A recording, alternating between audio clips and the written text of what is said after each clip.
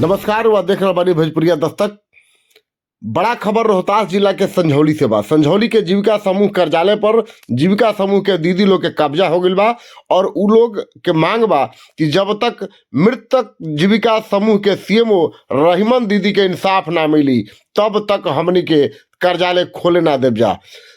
भोजपुरिया दस्तक के रिपोर्टर जुराज के संझौली से रिपोर्ट बरुआ देखी एगो आग्रह बा कि अगर भोजपुरिया दस्तक के रिपोर्ट रुआ देखल चाहतनी, लगातार रुआ चाहतनी रुआ तक पहुंच जाए तो ओकरा खातिर भोजपुरिया दस्तक के यूट्यूब चैनल के सब्सक्राइब करी, घंटी दबा ली। अगर फेसबुक से देखा तनी तो पेज के फॉलो करी। अब देखिए भोजपुरिया दस्तक की खास रिपोर्ट। देख रहे हैं आप, और अभी हम मौजूद हैं विक्रमगंज अनुमंडल के संझौली प्रखंड के जीविका कार्यालय के बाहर। देख पा रहे होंगे तस्वीरों के माध्यम से कि यहाँ पर ये जो महिलाएं हैं वो जीविका की सीएम है, और यहाँ पर अभी कुछ दिन पहले एक सीएम का मौत हो गया है, जिससे बताया जा रहा है इनके द्वारा कि जो सीएम है वो काफ़ी तनाव का शिकार हो गई थी, और यहाँ के जो बीपीएम है बीपीएम के द्वारा कुछ डांट फटकार लगाई गई थी, जिसके द्वारा महिला का घर जाने के क्रम में मौत हो गई, और घर जाने के बाद उस महिला के मौत का कारण बीपीएम को बताया जा रहा है, ठहराया जा रहा है। और यहाँ पर ये जो लोग मौजूद हैं ना, ये सब लोग कहीं ना कहीं प्रदर्शन कर रहे हैं, और ये जो कार्यालय है उस कार्यालय के बाहर ये लोग प्रदर्शन कर रहे हैं।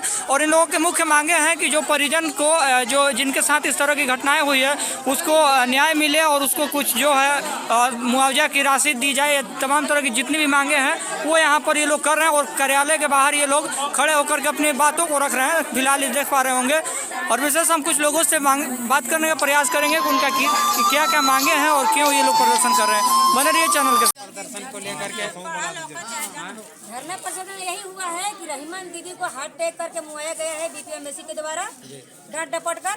हम लोग के साथ ऐसा ना हो। बीपीएम ऐसे अभद्र बोलते हैं कि जैसे लात मार के हटाया जाए, धक्का मार के हटाया जाए। बीपीएम का बोलने का तरीका नहीं है। कहते हैं कि जो सीएम मीटिंग में नहीं आती है उसको हटा दिया जाए सीधी के लिए। हम लोग सब कोई हट जाते हैं। एक सीएम मर गए, सब सीएम मर गए।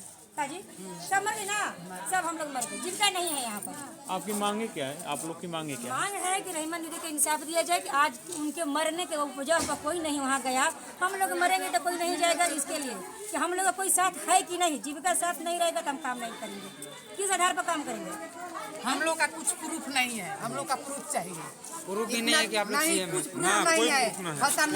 है। यानी कभी भी आप लोगों को हटाया जा सकता है, कुछ भी किया जा सकता है। हम लोग का प्रूफ इसी चीज का दबदबा बनाया जाता है ना। हमको जीविका का प्रूफ चाहिए कि हम लोग यहाँ काम प्रूफ कर में रहे क्या हैं। चाहिए आप लोग? कोई लेटर वेटर कुछ नहीं आप लोगों के पास? हम लोग का प्रूफ चाहिए। हम लोग का कुछ प्रूफ नहीं। सिर्फ आप लोग काम करते हैं।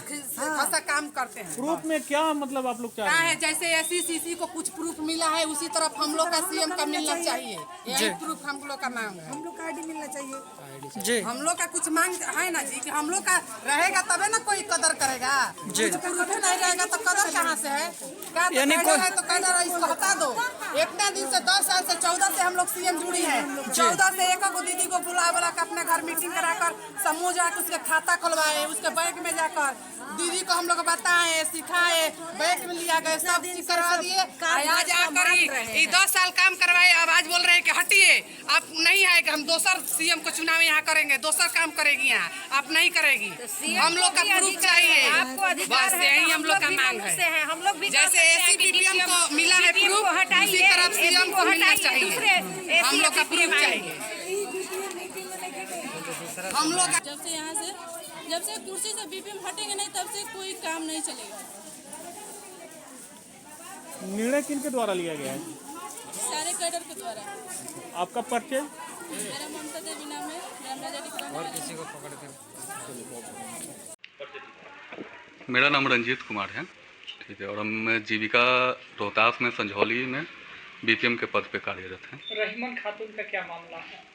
देखिए, मामला जो लोग ये मतलब मामला कुछ नहीं है। 20 तारीख को उनके पति आए थे 3 महिलाओं को लेकर। रहमान खातून नहीं आई थी।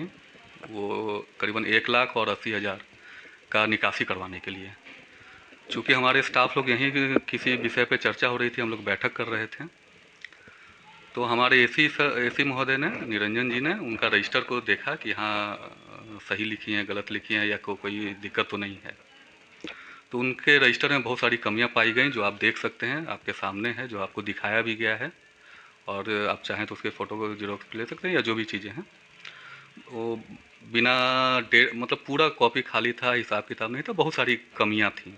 तो उनके हस्बैंड को कहा गया कि ऐसा कीजिए कि आपका तो प्रस्ताव सही से नहीं लिखा हुआ है और दीदी आई भी नहीं है, सो आप दीदी को कल लेकर आइएगा, एक बार हम लोग चेक कर लेंगे तब निकासी हो जाएगा।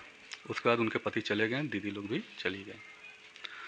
हमको 26 तारीख को पता चला कि नहीं, इसके पहले उनसे पूछा गया कि दीदी कहाँ है, तो पहले उनके हस्बैंड ने कहा कि वो बैंक गई हैं, बैंक में हैं।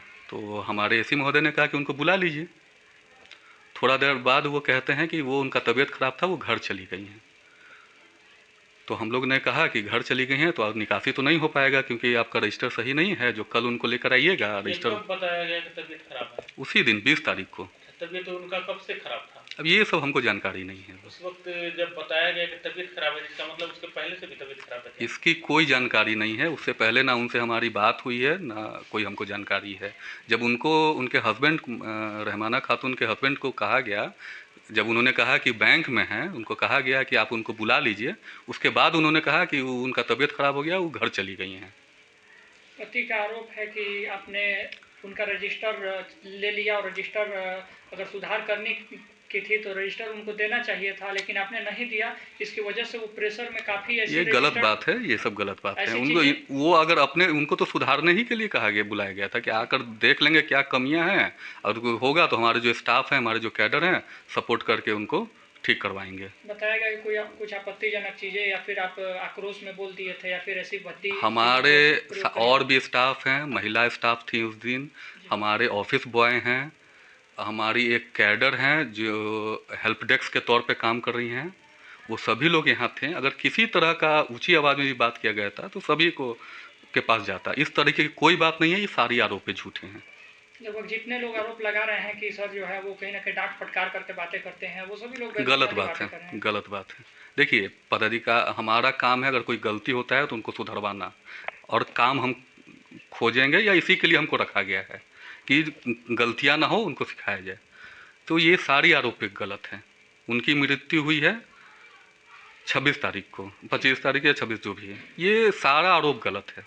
ये अपना हमारे कुछ जो कैडर हैं, जिसमें अजीत कुमार हैं, एक चंदन कुमार हैं, जो गबन के आरोप में जिनको हटा दिया गया है, वो सारे लोग इसमें इन्वॉल्व हैं और इस मसले को अपने स्वार्थ के लिए यूज़ करना चाह रहे हैं। जैसे कि आपके संस्था की वो कार्यकर्ता थी, तो क्या उनके मौत के बाद इस संस्था उनके मौत के बाद उनको कुछ मुआवजा राशि या फिर कुछ चीज़ें देंगे? ये तो हम देखिए, अगर उनका इंश्योरेंस होगा, जो हम लोग अभी जांच देखेंगे, इंश्योरेंस होगा तो मिलेगा।